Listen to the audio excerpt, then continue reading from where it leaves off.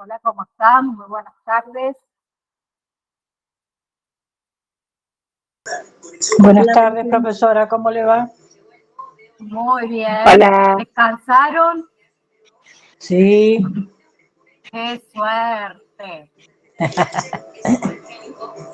Bueno,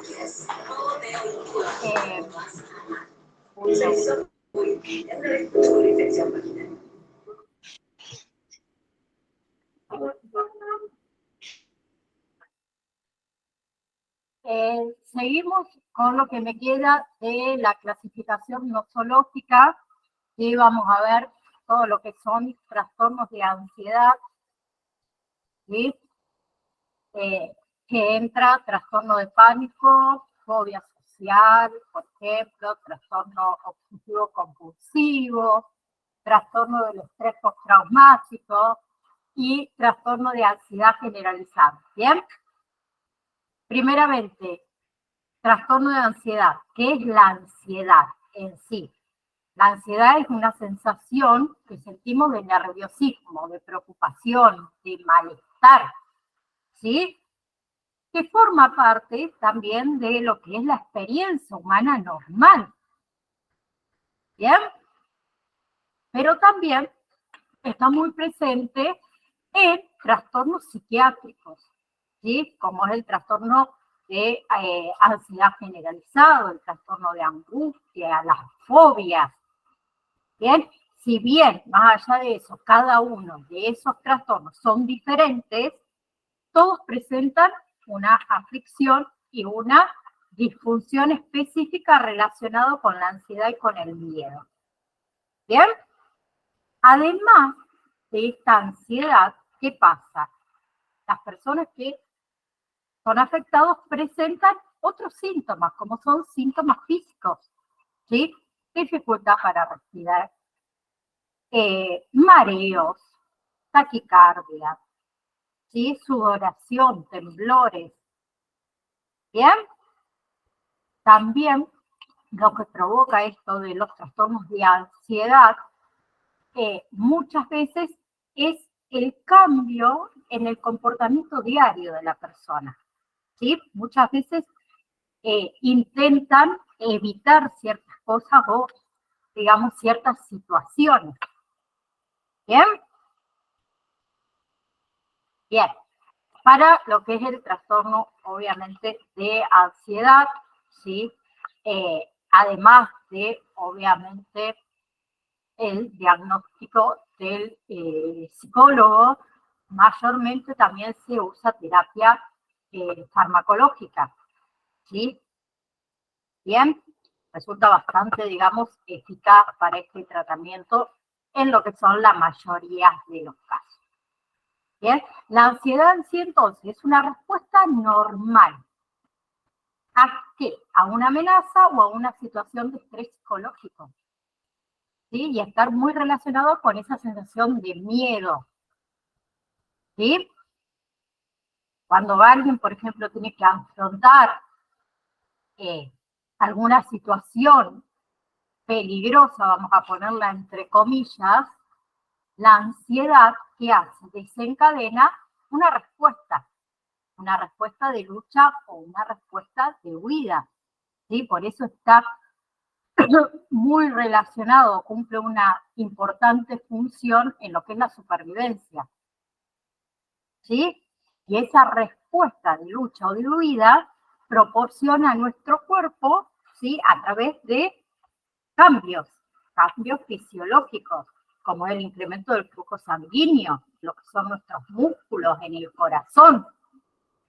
Bien, la energía, la fuerza que uno necesita para afrontar situaciones amenazantes en la vida. ¿Bien? Bien, pero más allá de todo esto, la ansiedad se considera un trastorno ya cuando ocurre en momentos inapropiados, cuando ocurre con frecuencia, ¿sí? Y cuando es tal la intensidad y la duración que interfiere, digamos, con el desarrollo de la actividad habitual de la persona. ¿Bien? Entonces, los trastornos de ansiedad son, digamos, más frecuentes que cualquier otra clase de trastornos mentales. ¿Bien?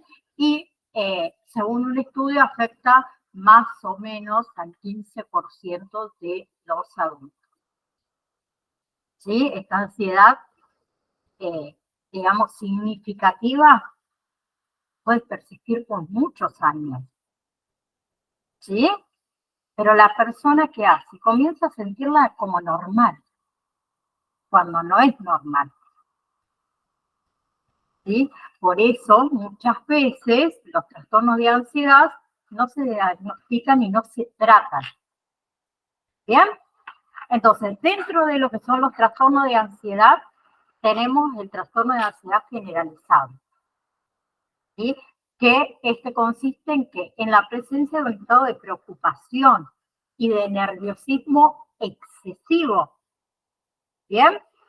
La persona entonces afectada con trastorno de ansiedad generalizado sufre ansiedad, digamos, la mayoría de los días, ¿sí? Durante un periodo bastante largo de más o menos alrededor de 6 meses o un poco más. ¿Qué sucede con las personas que sufren trastorno de ansiedad generalizado?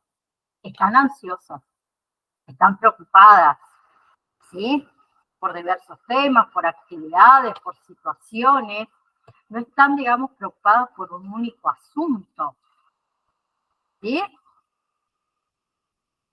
Entonces, para poder diagnosticar, digamos, lo que es el trastorno de ansiedad generalizado, la ansiedad va también acompañada de otros síntomas, ¿sí? Como por ejemplo el cansarse con facilidad, ¿sí? La tensión muscular, la dificultad de uno para poder concentrarse, ¿bien? Y con lo que son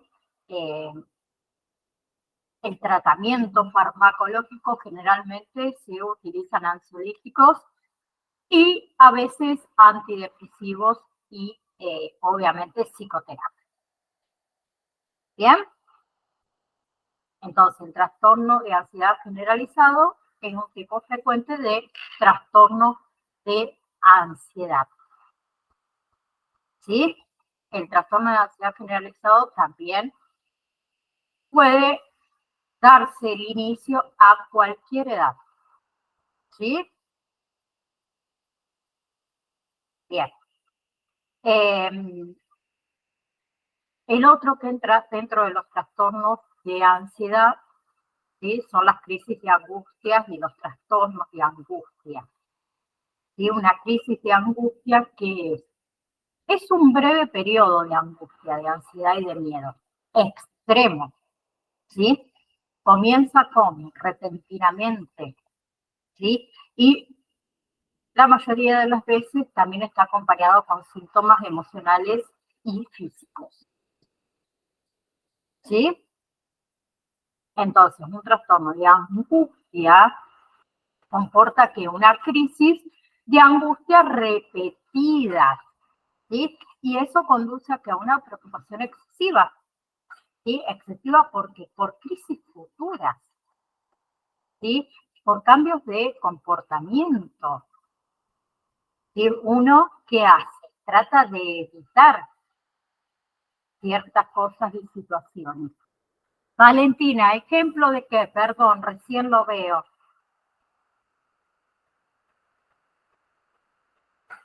¿Tenés micrófono?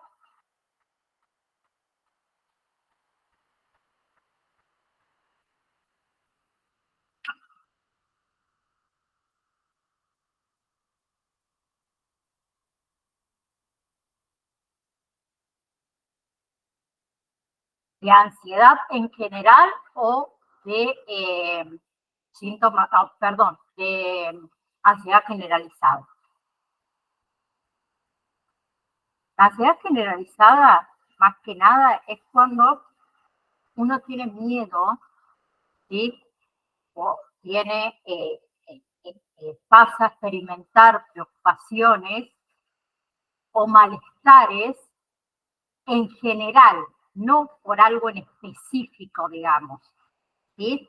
Y esos malestares en general, vamos a suponer hoy en día, dinero, salud, seguridad, que más o menos es lo que pasa, responsabilidades laborales, ¿sí? Todo eso en exceso, ¿sí? Y nos resulta bastante difícil a nosotros de controlar.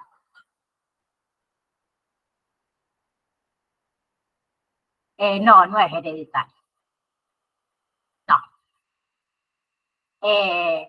También podemos tener algún tipo de trastorno de ansiedad por ciertas situaciones que nos pasaron en el pasado, pero no es que se hereda de madre, padre a hijo. No. No sé, Valentina, si te contesté a tu pregunta.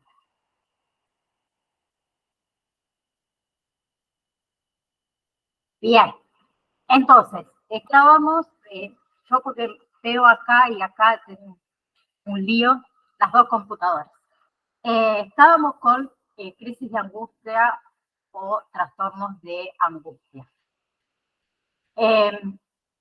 La crisis, entonces, de angustia puede causar también síntomas, ¿sí? Síntomas como dolor torácico, ¿sí?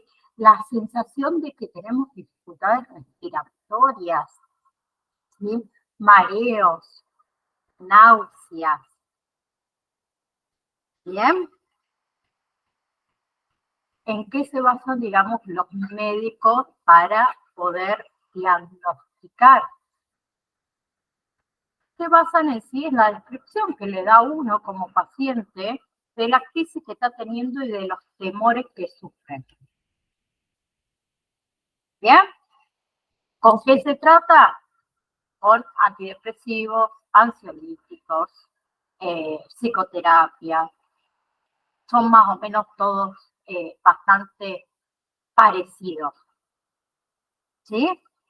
Entonces, la crisis de angustia puede ocurrir como parte también de cualquier trastorno de ansiedad.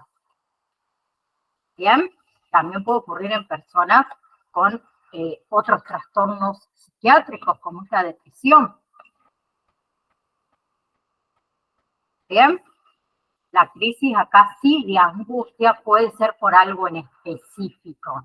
Por ejemplo, a ver, me pongo como ejemplo, yo le tengo fobia a los sapos, sapos, ranas, llámenlo como quiera, cualquiera de las dos especies.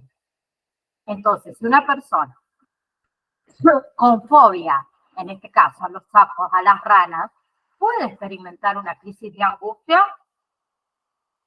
cuando ve este animal. ¿Sí? Y hay otras crisis de angustia donde no hay ningún tipo de desencadenante aparente. ¿Bien? ¿Sí? Las crisis de angustia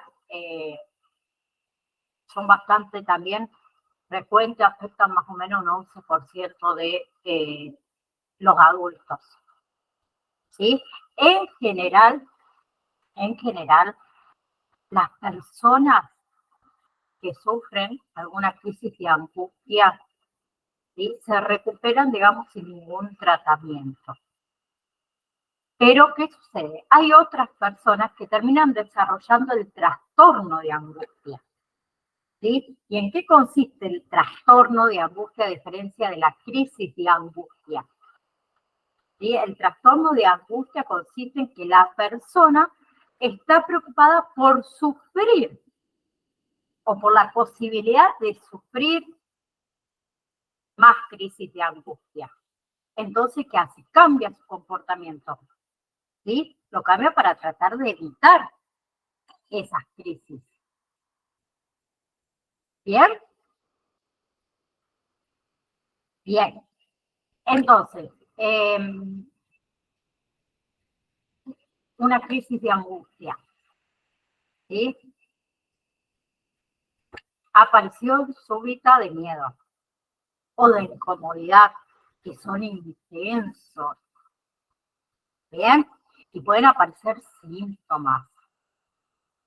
Síntomas físicos y síntomas psíquicos, ¿sí? El dolor, el malestar torácico, que lo habíamos nombrado, la sensación de asfixia, de no poder respirar, mareos, inestabilidad, desmayos, el miedo a morir, el miedo a volverse loco, a perder el control. Bien, pueden aparecer náuseas, dolor de estómago, diarrea, ¿sí? Pueden aparecer como parte emocional sentimientos de irritabilidad, ¿sí? Bien, sudoración, temblores y demás. La otra, dentro de la ansiedad, son las fobias específicas, que comportan una ansiedad persistente, ¿sí? Irreal, muchas veces, intensa, en relación con el miedo que provoca determinadas situaciones, determinadas circunstancias, determinados objetos, digamos, en concreto. ¿Sí? Y sabemos que las personas que sufren algún tipo de fobia, ¿sí? Esa ansiedad causada por una fobia, realmente altera la vida cotidiana de las personas. ¿Sí? Porque uno lleva a evitar por ahí ciertas actividades, ciertas situaciones. Bien, el diagnóstico se basa en los síntomas. Bien, y lo que es el tratamiento, por lo general, que parece deshumano, muchas veces, por ejemplo, las personas que le tenemos hoy algún tipo de animal, el tratamiento del sí consiste en lo que es la terapia de exposición. Imagínense que yo que le tengo fobia a los sapos, a las ranas, a mí me llegan a poner un sapo, una rana frente a mí o me encierran en una habitación porque me puedo llegar a morir. Que eso me lleva a trastornos de pánico. Bien. ¿Qué más? Con respecto a las fobias, digamos, específicas, ¿sí? También son bastante comunes y afectan más o menos al 8% de los adultos, ¿sí? Las más comunes son los miedos a los animales, que es la zoofobia. El otro es el miedo a las alturas, acrofobia, ¿sí? El miedo a las tormentas, astrafobia se llama el miedo a las tormentas, por ejemplo. Y así hay un montón, ¿no? ¿Sí? Bien. El otro que sigue son los trastornos somatoformes, ¿sí? Que entra el trastorno de somatización, el trastorno de conversión, la hipocondría, ¿sí? ¿Qué son en sí los trastornos somatoformos? Somatoformo, dije yo, somatomorfo. Este trastorno en sí se caracteriza por la presencia, ¿sí?, de uno o más síntomas crónicos, ¿sí?, que van acompañados de ¿qué? De angustia, de preocupación, ¿sí?, de dificultades en el funcionamiento diario, que está todo relacionado con los síntomas, ¿sí? La persona está preocupada por sus síntomas, ¿sí? Invierte mucho tiempo y energía en esos síntomas. ¿Bien? Bien. Entonces,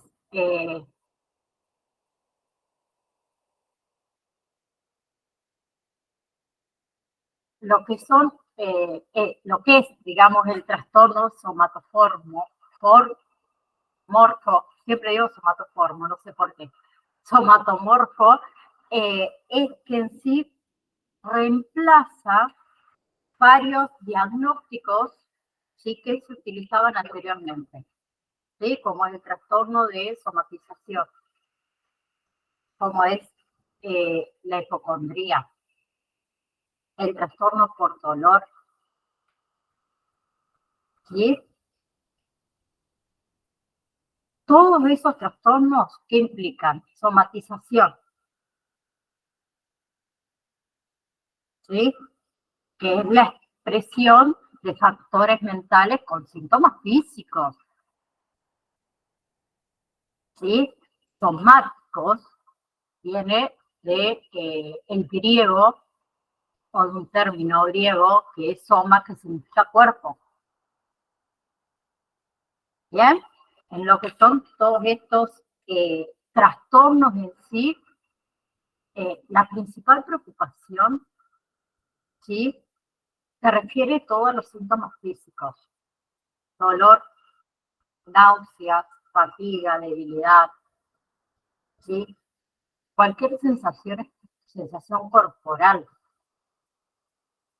¿sí? Y en este caso la persona puede o no sufrir, ¿sí?, sufrir un trastorno físico que causa realmente estos síntomas, ¿sí?, o que pueden contribuir obviamente a la aparición de esos síntomas.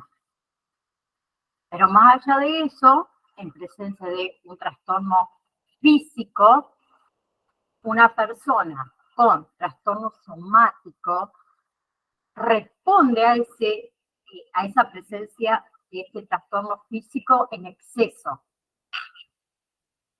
¿Sí? ¿Bien? Bien. Mayormente, cualquiera de estos trastornos comienza generalmente antes de los 30 años de edad. Y es mucho más frecuente en las mujeres que en los hombres, ¿sí? Pero en sí no está, digamos, demasiado claro por qué algunas personas presentan este tipo de afección, ¿sí? Hay ciertos factores, digamos, que pueden estar involucrados. Por ejemplo, el ser más sensibles física y emocionalmente a lo que es el dolor, ¿sí?, o a otras sensaciones. La genética, ¿sí?, tener perspectivas negativas. Bien. Y obviamente la educación y los antecedentes familiares.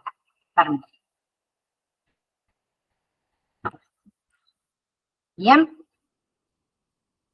Por otro lado, tenemos lo que es el trastorno de conversión, que es una condición en la que la persona experimenta también síntomas que no tienen explicación física, ¿sí? Por eso mismo lo incluimos todos juntos. ¿Bien? Y la otra era la hipocondriasis, ¿sí?, o la hipocondria, que, digamos, es una enfermedad por la que el paciente cree que padece alguna enfermedad grave, ¿sí?, mayormente de forma infundida, ¿sí?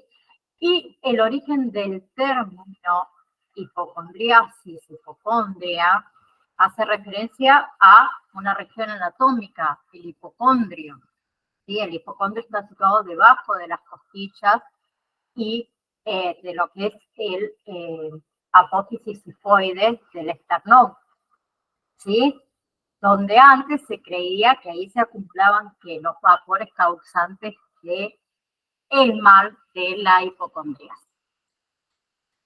Un poquito de historia ahí en el medio. ¿Bien? ¿Hasta ahí vamos? Bien. Y dentro de este PDF también estaba la clasificación nosológica tradicional, que entra lo que es neurosis, psicosis y personalidades psicopáticas. ¿Sí? Lo vamos a ver rapidito, porque ya lo estuvimos viendo un poco dentro de la clasificación nosológica que venimos viendo estos días. Y la neurosis es conocida también como inestabilidad emocional, ¿sí? Es parte de la personalidad, que es parte de las características psíquicas de una persona. Entonces, ser neuróticos en sí suele implicar que ese estado emocional negativo, ¿bien? Ese estado emocional negativo también puede agravarse por otros problemas, como venimos viendo, como la ansiedad, como la depresión, ¿sí? Como los sentimientos que uno suele tener de culpa. ¿Bien? Y ese desarrollo de esa personalidad neurótica también puede depender de factores, ¿sí? Hay personas que les afecta mucho lo que son los cambios estacionales, ¿sí? Las personas que padecen de estrés, ¿bien? Dentro de esos factores tenemos las creencias afectivas, los factores hereditarios, ¿sí? La sobreprotección, lo que son las familias desestructuradas. Y dentro de los tipos de neurosis tenemos angustia, que lo vimos, fobia, la obsesiva, la depresiva, ¿sí? La histérica. ¿Bien? Bien. Dentro de los signos de la neurosis tenemos lo que es la tristeza continua, ¿sí?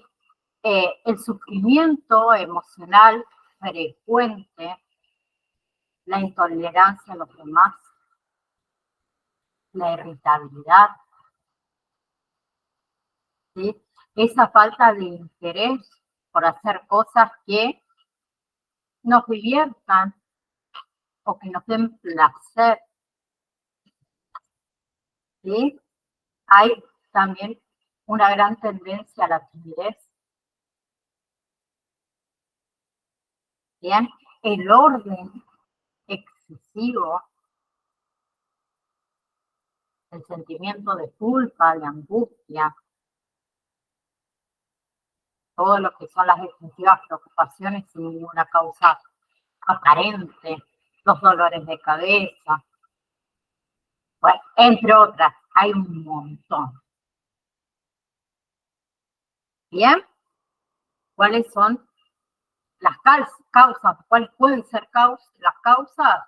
Alcohol, ciertas drogas, obviamente, ilícita más que nada, en lo que es el periodo de abstinencia, enfermedades cerebrales, como es el mal de Parkinson, ¿sí? Tumores, quistes cerebrales, ¿bien? Y también algunos fármacos, ¿sí? Como son los esteroides o los estimulantes, ¿bien? La psicosis también la podemos encontrar en otras enfermedades, en la mayoría de las personas que tienen esquizofrenia, por ejemplo, ¿sí? En algunas personas que sufren de trastorno bipolar o alguna depresión grave, en algunas personas que tienen trastorno de la personalidad. ¿Bien? Hasta ahí vamos.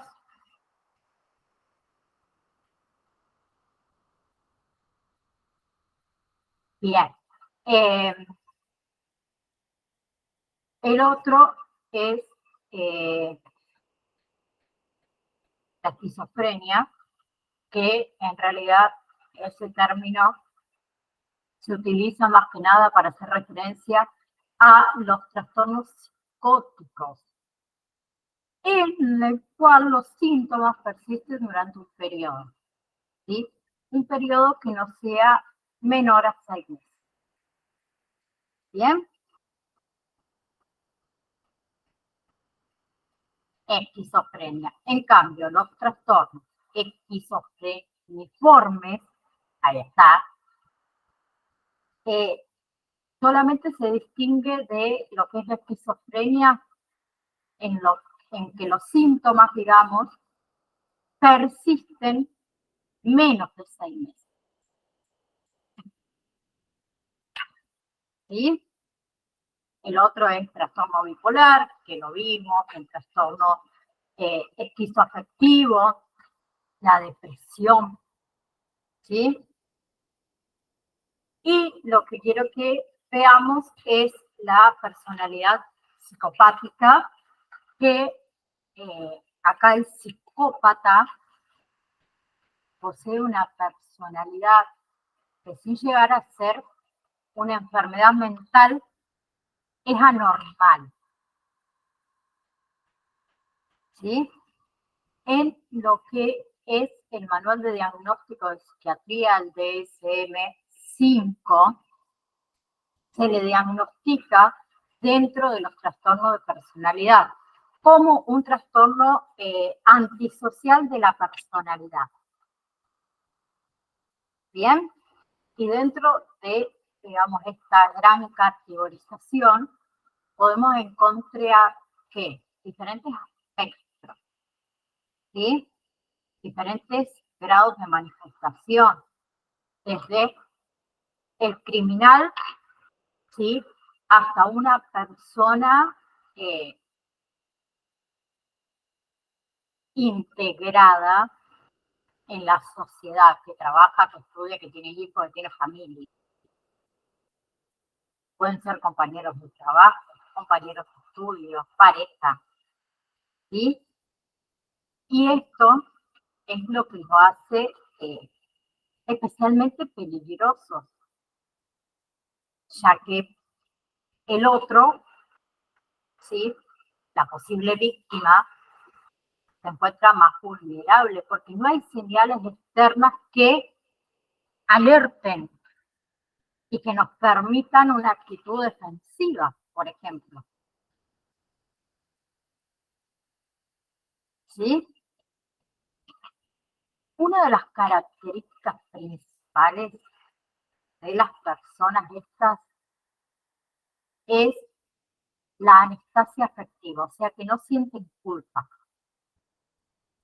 Entonces, si no sienten culpa, ellos no son los que sufren, pero sí sufren quienes, las personas de su entorno. ¿Sí? Y las emociones que estas personas pueden sentir es ira, tristeza, cólera, ¿sí?, cuando las cosas no son como ellos quieren.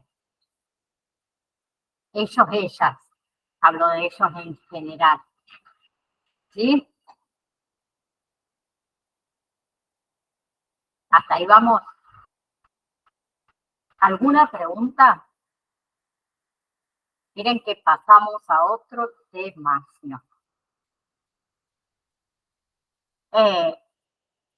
Eso ustedes lo tienen a todo lo que venimos viendo de la clasificación nosológica moderna. Ustedes tienen un simple cuadrito. A mí me gusta dárselo y que ustedes sepan más o menos de qué trata cada uno de estas categorías que estuvimos viendo hasta ahora. ¿Sí? El eje temático que sigue es acompañamiento en la niñez y en la adolescencia. Bien, vamos a comenzar a verlo. ¿Sí? Primero, antes que nada, les quiero decir que lo que es la psicología evolutiva, tiene como objetivo o como objeto de estudio el proceso por el cual transita una persona, ¿sí? Y esa evolución pasará por diferentes estadios: niñez, adolescencia, edad adulta y vejez. Entonces nosotros vamos a conocer las características de cada una y las patologías asociadas, ¿sí? Porque todo eso nos va a ayudar a nosotros a lo que es el desarrollo del rol del acompañamiento terapéutico, ¿sí? Rapidito. Psicología evolutiva es una rama de la psicología, ¿sí? Que tiene como objeto de estudio el proceso evolutivo del hombre y las leyes generales que le rigen. ¿Bien? Y acá tenemos diferentes términos: desarrollo, maduración y evolución. El desarrollo son las transformaciones morfológicas del ser humano, ¿sí? La maduración, ya tenemos una formación de estructura, una adquisición de capacidades que permiten progresar a la siguiente etapa. Y la evolución son las transformaciones que el ser humano experimenta a través de los diferentes estadios, ¿sí? Entonces, desarrollo, maduración y evolución son diferentes, que ahora lo vamos a ver. El ser humano, dijimos que atraviesa 3 grandes periodos: el desarrollo, maduración y luego tenemos el otro que es la evolución. El primero, el desarrollo, comprende desde la infancia a la juventud. El tercer periodo, que es la maduración, que es el periodo, digamos, de estabilidad, comprende hasta los 50 o 60 años de edad. Y luego, el último periodo es la evolución, que ya estamos hablando de ¿qué? De la vejez, ¿no? ¿Bien? ¿Hasta ahí vamos?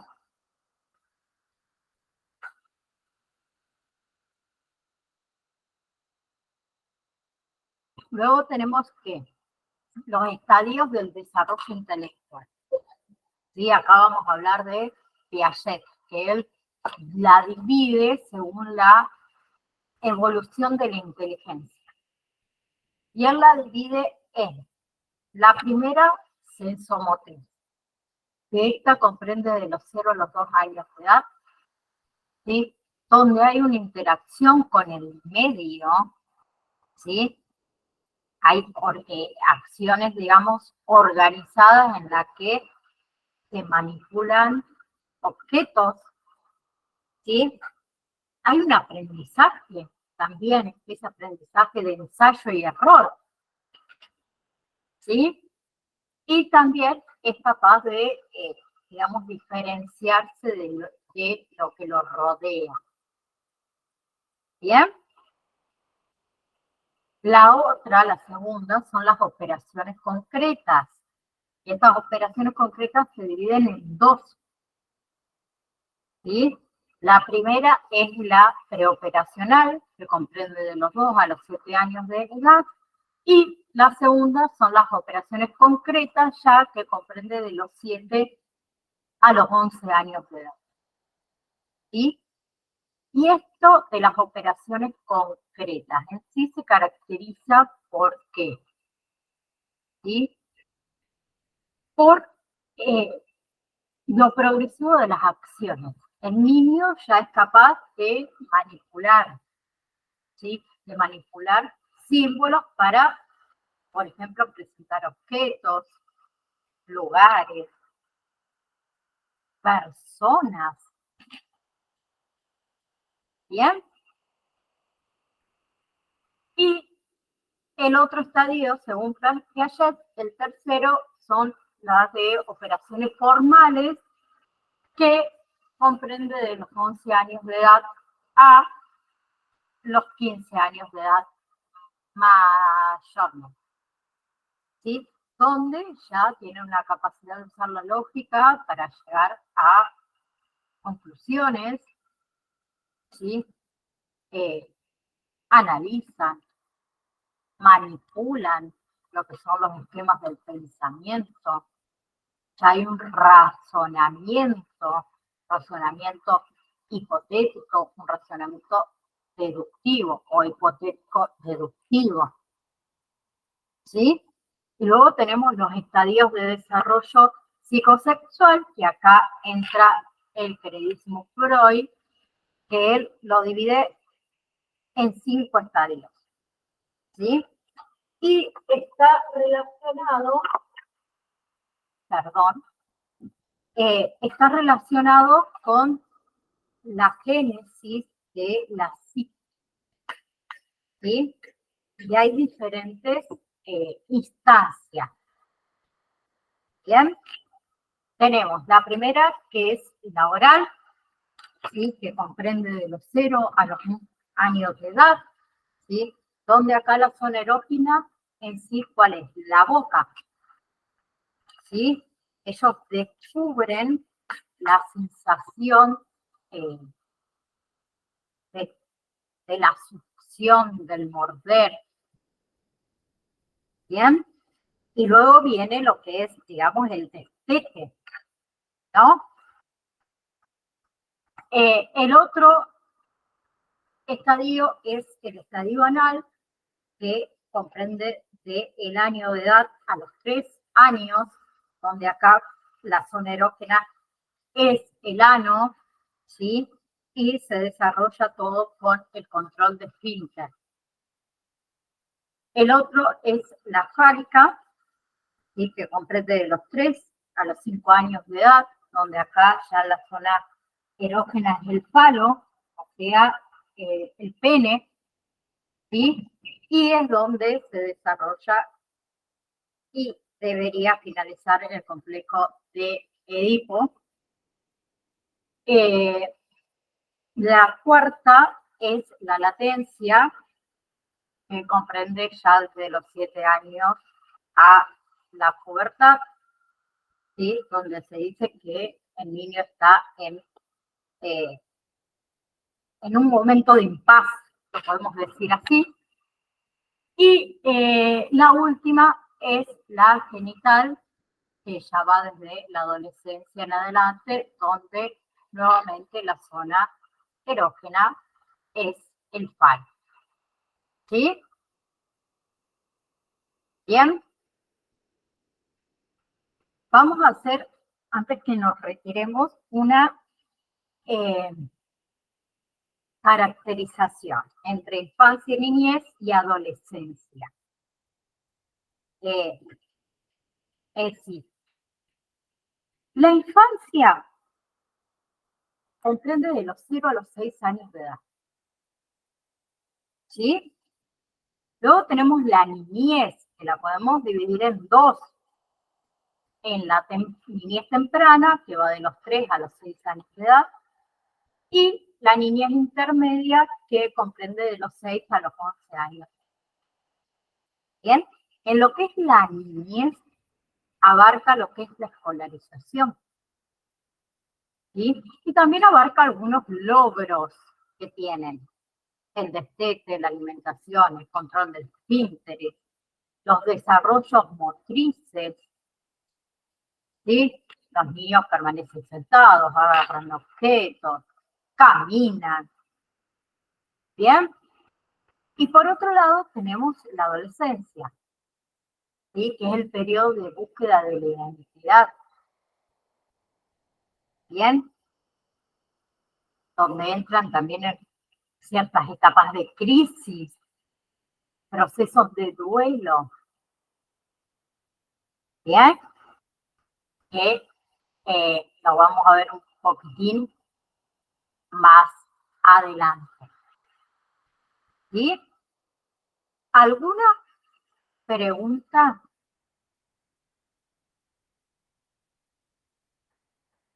¿No quedó duda? La clase próxima vamos a seguir con lo que es autismo, Asperger, o sea, todos los diagnósticos de la infancia, las conductas que por ahí a uno le puede preocupar, ¿sí? Porque según la edad hay diferentes tipos de conductas. Vamos a ver algunos trastornos como es el retraso mental, ¿sí? El trastorno del aprendizaje, ¿sí? Otros trastornos como son los trastornos de las habilidades motoras, ¿sí? El trastorno por déficit de atención, por comportamiento perturbador, el trastorno negativista desafiante, ¿bien?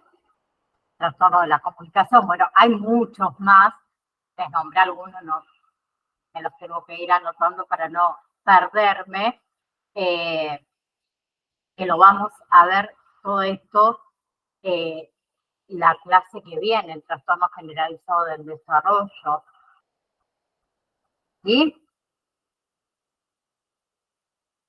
¿Alguna pregunta?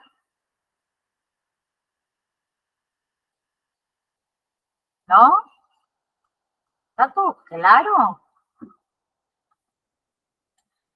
Déjenme por las dudas abrir el campo virtual. Un segundito.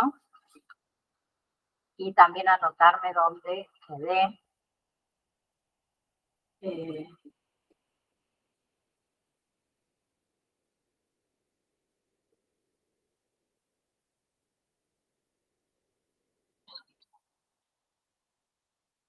¿Pudieron recuperar los que tenían que recuperar los exámenes?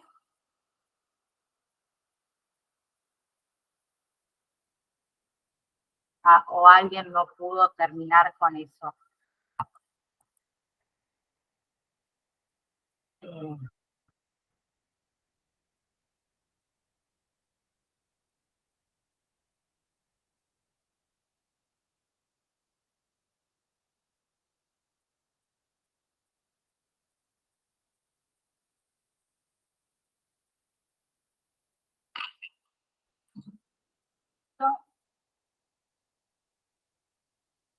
¿No? ¿A todos les fue bien?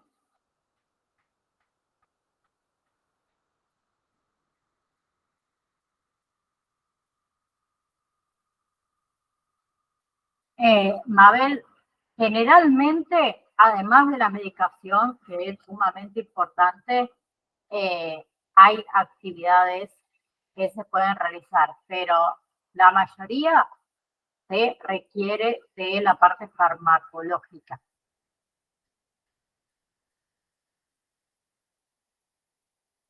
¿Sí? El tema es cuando, por ejemplo, uno como padre, muchas veces, que a nuestro hijo es diagnosticado y no seguimos las pautas del médico y después, ¿qué pasa?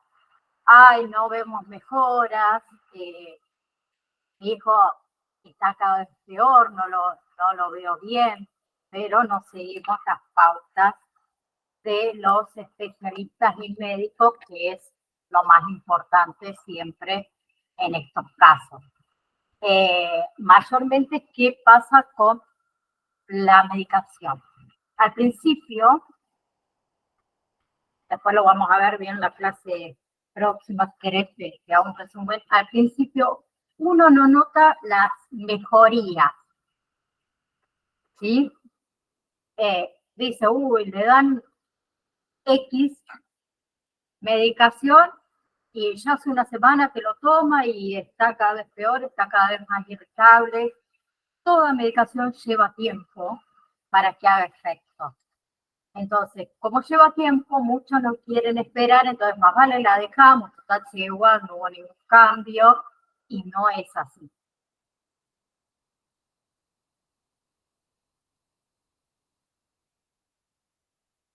Todo depende de cada una de las personas.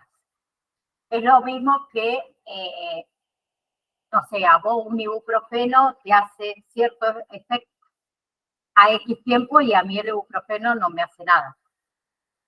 ¿Sí? Y también con respecto a la parte farmacológica, también es prueba y error, ¿no? Como te dije, hay medicaciones que a ciertos niños les hace bien y hay otros que no, y no funciona, y hay que cambiar de medicación, y hay que cambiar el tratamiento, o aparecen nuevos síntomas.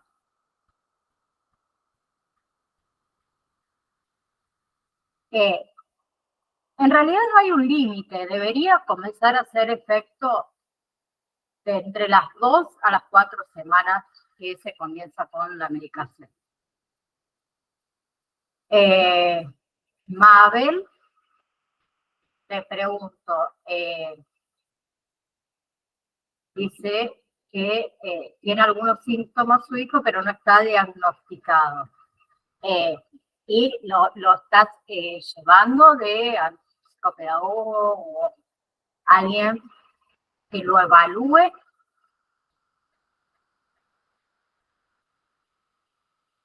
Bien, de 10. De 10. Entonces, sí, quédate tranquila que si el médico encuentra signos y síntomas, te lo va a diagnosticar como corresponde. Eso es lo bueno, que si vos comenzaste a ver ciertos signos, ciertos síntomas en tu hijo, que lo haya llevado al médico para ver si realmente es lo que uno piensa o no. Muchas veces no nos gusta escuchar ciertos diagnósticos, pero son necesarios.